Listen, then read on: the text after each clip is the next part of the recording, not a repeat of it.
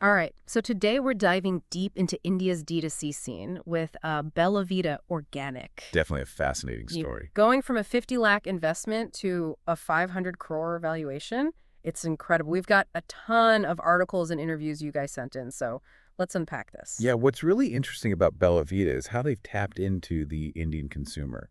That desire for like quality and luxury, but without the crazy price tag. Right, it's aspirational but attainable. Exactly. And it all starts with the founder, Akash Anand. He calls himself restless, always full of ideas. Oh, absolutely. Which, honestly, you kind of have to be to pull this off, I think. It's more than just restlessness, though. It's this drive he has, this Yeah. need to solve problems. He sees an everyday challenge, and he doesn't just like shrug it off, he attacks it. That's Bella Vita in a nutshell. And it all began in their family salon in Gurgaon. That's right. His mom and sister were reselling beauty products, but the margins were slim, so they started experimenting, making their own. And that's where that entrepreneurial spirit really took root.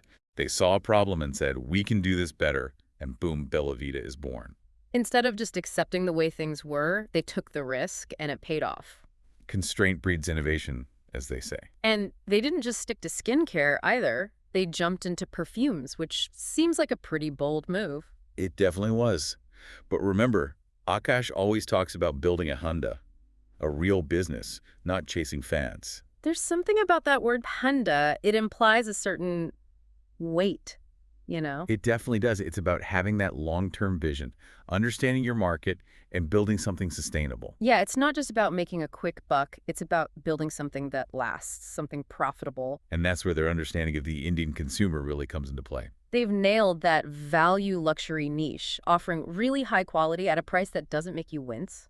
Right. They understand that there's a huge market that wants luxury but can't necessarily afford, the luxury brands. And they've positioned themselves perfectly to capitalize on that. And one of the most interesting things they did was, when Akash started comparing his perfumes to the big luxury brands. Which seems kind of counterintuitive, right? Like, wouldn't that highlight the price difference as a bad thing? You'd think so, but he owned it. He said, yeah, we're cheaper, but the quality is just as good. That really resonated with people. It's like he took a potential negative and flipped it into a positive, celebrating their ability to offer similar quality at a fraction of the cost. Absolutely. He tapped into that desire for value, that smart shopper mentality, and it worked brilliantly. And their marketing, it's seriously impressive. Like, they've really cracked the code when it comes to authenticity. Oh, for sure. And it's smart because in today's market, with so many brands vying for attention, being genuine really makes a difference. Totally. And one of the things that really stands out is how they use Akash himself in their campaigns. It's very front and center. Exactly. You don't see them hiding behind fancy sets or celebrity endorsements. It's just Akash, talking directly to the customer. Right. Like, he's just having a conversation, explaining the product, his vision for the brand, that personal touch. It really shines through. And it works. People connect with that. They're not being talked down to. It feels like a genuine interaction. And they're not afraid to try new things, like that whole thing with Basla coffee and that sampling strategy. I thought that was brilliant. Oh, absolutely. That's a perfect example of knowing your market and addressing a specific concern head on. They realized that people weren't so keen on committing to a big bag of a new coffee brand, especially with so many options out there. Yeah, it was a big ask, and they recognized that. So instead of trying to push that big purchase, they went with smaller, more affordable sample packs. Exactly. Made it less risky for consumers to try it out, and the results were undeniable. They saw a huge jump in trials, and ultimately that translated into more sales. Pretty smart move, if you ask me. It really was. It's about breaking down those barriers to entry and meeting the consumer where they are. And speaking of smart moves, we can't forget about their acquisition strategy. They've been pretty aggressive on that front. They have, but it's been very strategic. They're not just buying up any brand that comes along. They're very deliberate in their choices. Yeah, they've acquired brands in skincare, hair care, even men's grooming. It's like they're creating this whole ecosystem. Exactly. And they're bringing in brands that align with their values, brands that offer something unique, something that adds to the overall vision.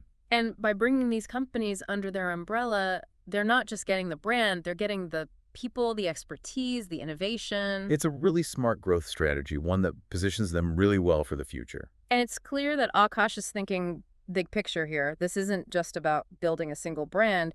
He wants to change the game. He's definitely playing the long game. He's talked a lot about selling India to the globe, and that's a really powerful idea. It is, and it's exciting to think about the potential there. Indian brands with the unique perspective, making their mark on the world stage. He sees a future where Indian brands are recognized for their quality, their value, their innovation, and honestly, I think he's onto something big. And he's backing that vision with action, right? I mean, that platform he's building to connect Indian businesses to the global market, that's a huge statement. It's huge, and it's smart. Akash has always been about identifying those emerging opportunities and really grabbing them with both hands. He's not just talking about the future, he's building it. Exactly. And honestly, who better to do it? He's been there, done that right, built a brand from the ground up, navigated the Indian market, and come out on top. It's been an incredible journey and honestly a masterclass in brand building, creating something with real purpose, real identity. Absolutely. So as we wrap up here, what are some of those key takeaways, those golden nuggets our listeners can take from Bella Vita's story? For me, it all boils down to understand your market, truly understanding it. Bella Vita's success isn't some fluke. It's the result of knowing exactly what the Indian consumer wants, the desire for quality without breaking the bank. It's about finding that gap in the market, a genuine need, and then figuring out a solution that resonates, something that makes sense both practically and emotionally. And it's not enough to just know what people want today. You got to anticipate what they'll want tomorrow. Be ready to adapt, to evolve. Look at how Bella Vita went from skincare to perfumes. They saw the opportunity and went for it. And that Honda mindset, it's crucial, that focus on building something sustainable, something that lasts, no shortcuts. Exactly. And you can't forget about their marketing, the way they use authenticity, innovation. It's brilliant, really. Absolutely. All right, so as we close out this deep dive, here's a little something to ponder. What's your Honda? What problem are you uniquely positioned to solve? What can you create that not only fills a need, but does it with authenticity, innovation, with a deep understanding of your audience? Think about it. Until next time, keep diving deep.